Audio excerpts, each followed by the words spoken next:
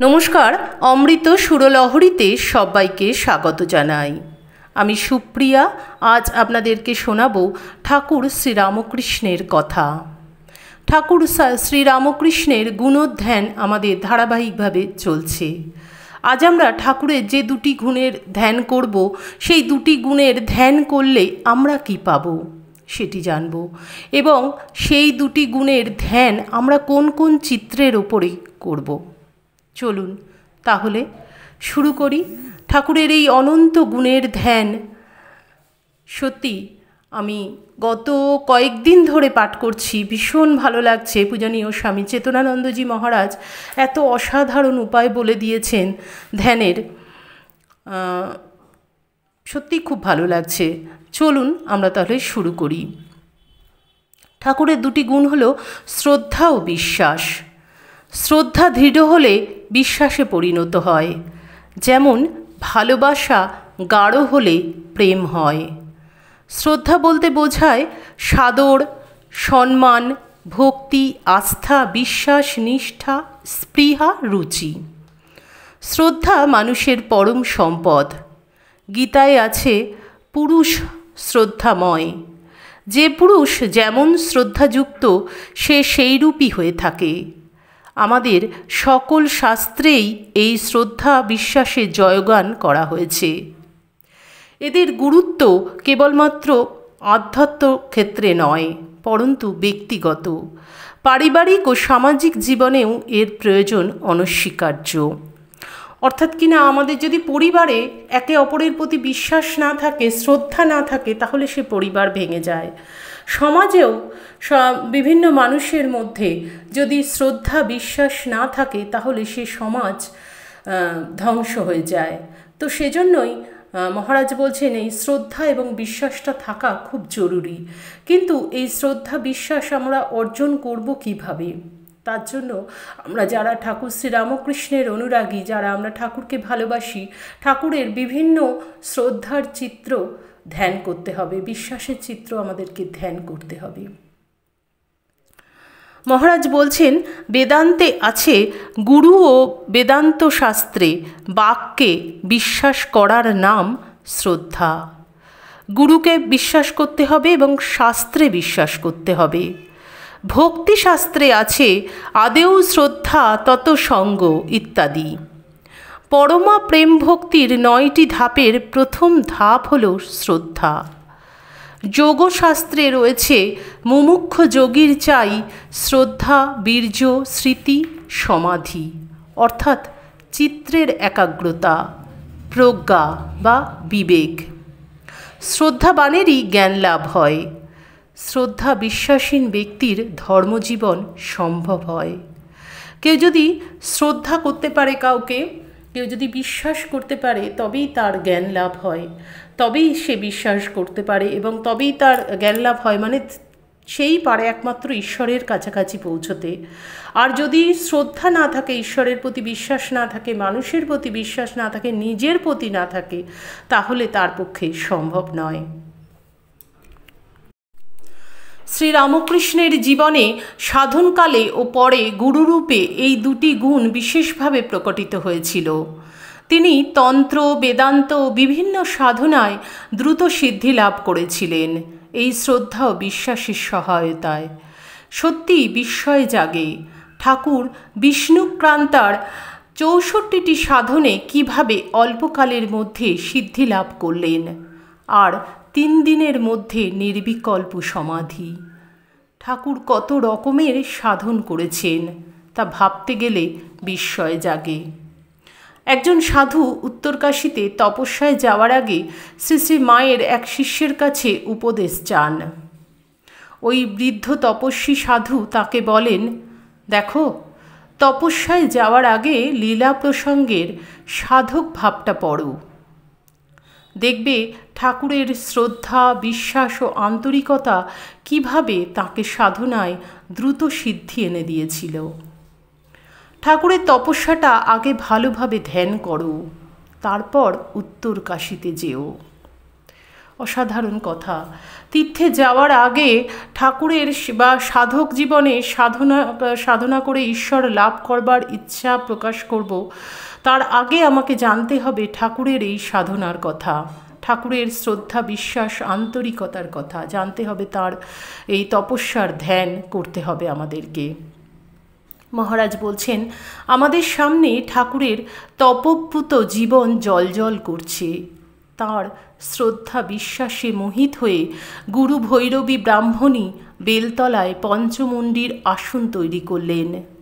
ঠাকুর বলতেন, ব্রাহ্মণী দিবাভাগে দূরে নানা স্থানে পরিভ্রমণপূর্বক তন্ত্র নির্দিষ্ট দুষ্প্রাপ্য পদার্থ সকল সংগ্রহ করিত।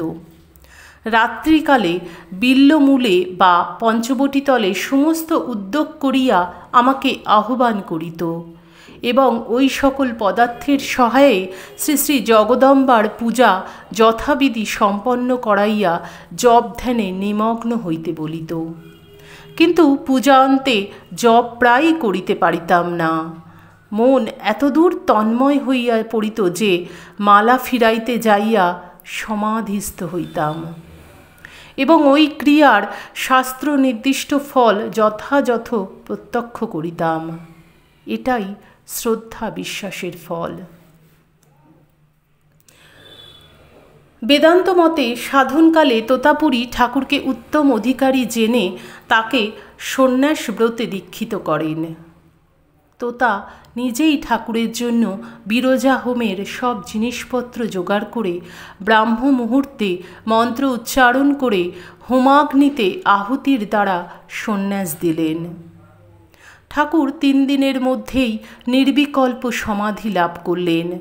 সাধারণত শিষ্য সব বস্তু জোগাড় করেন, এ স্থলে গুরুই সব ব্যবস্থা করছেন। আমরা তোতাপুরীকেও দেখলাম, ভৈরবী ব্রাহ্মণীকেও দেখলাম, দুটি ঘটনাতেই গুরু সব ব্যবস্থা করছেন, কারণ ঠাকুরের গুরুর প্রতি শ্রদ্ধা এবং বিশ্বাস। তাই গুরু জানেন যে এই শিষ্য আমি যা করব তাই মেনে নেবেন।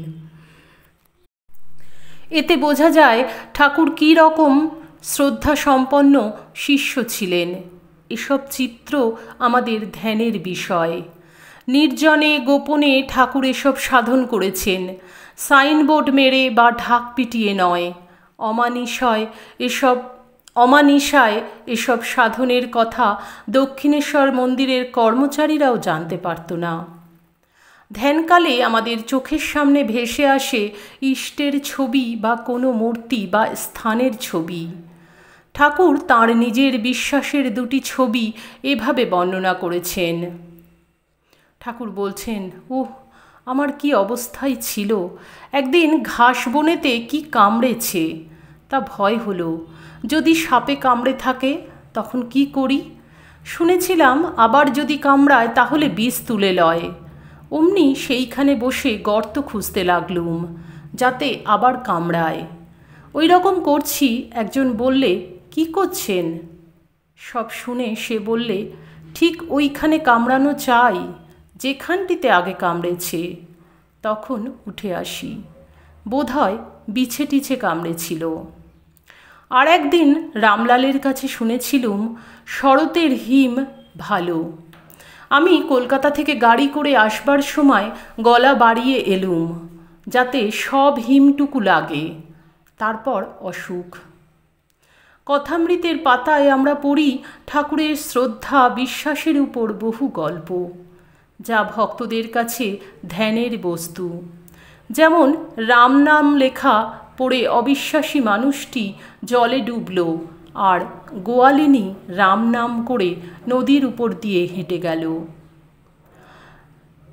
বিষ্ণুর আঁকা নরকে গড়াগড়ি করে নারদ নরকভোগ শেষ করলেন। গুরুপুত্রের অন্নপ্রাশনে গরিব শিষ্যের ছোট ভাণ্ড থেকে ক্রমাগত দই বেরোতে লাগল। ব্যাসদেব সব খেয়ে যমুনাকে বললেন, আমি যদি কিছু না খেয়ে থাকি তুমি দ্বিধা বিভক্ত হও আর আমি হেঁটে পার হব। এই সমস্ত ঘটনাগুলি বিশ্বাসের ঘটনা। শ্রদ্ধা, গুরুর প্রতি বিশ্বাস, রাম নামে বিশ্বাস, নারদের নারায়ণে বিশ্বাস, গুরুর পুত্রের অন্নপ্রাশনে যে গরিব শিষ্য সেই ঘটনাটি, যেটি জঙ্গলের মধ্যে দিয়ে দই বেরোতে লাগলো ছোট্ট ভাণ্ড থেকে, এই সমস্ত বিশ্বাসের উপরে ভর করে ঠাকুরের এই সব গল্প বা দর্শনাদি বিষয়ে প্রথম প্রথম তর্কপ্রিয় নরেন্দ্রনাথ বলতেন ওসব অন্ধবিশ্বাস। ঠাকুর বললেন, আচ্ছা, অন্ধবিশ্বাসটা কাকে বলিস আমায় বলতে পারিস? বিশ্বাসের তো সবটাই অন্ধ।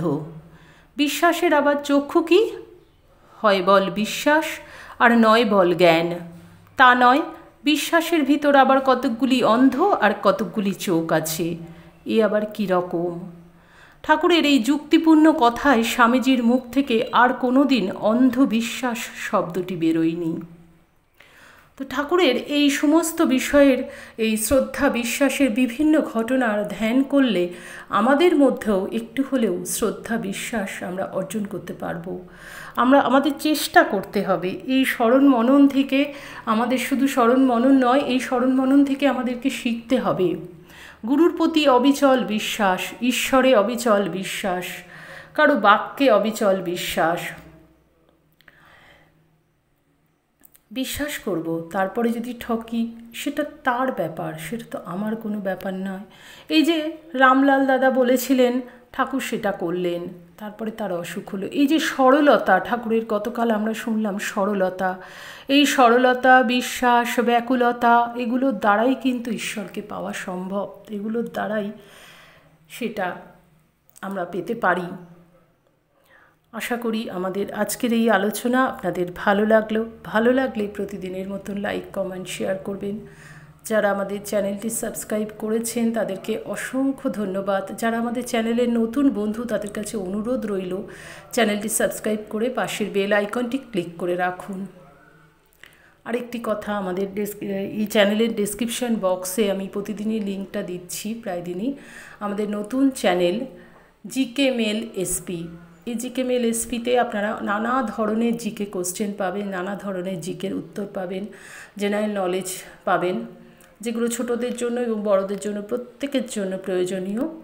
তো আপনাদের কাছে অনুরোধ চ্যানেলটি সাবস্ক্রাইব করে চ্যানেলটি পাশে থাকবেন। আজকের মতন এখানেই বিদায় নেব। ঠাকুর মায়ের চরণে আভূমি লুণ্ঠিত প্রণাম জানিয়ে আজকের ভিডিও এখানেই শেষ করছি।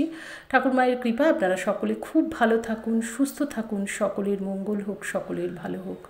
হরি ওম তৎসৎ। শ্রীরামকৃষ্ণ অর্পণমস্তু। জয় মা শারদেশ্বরী, জয় তু স্বামীজি মহারাজ।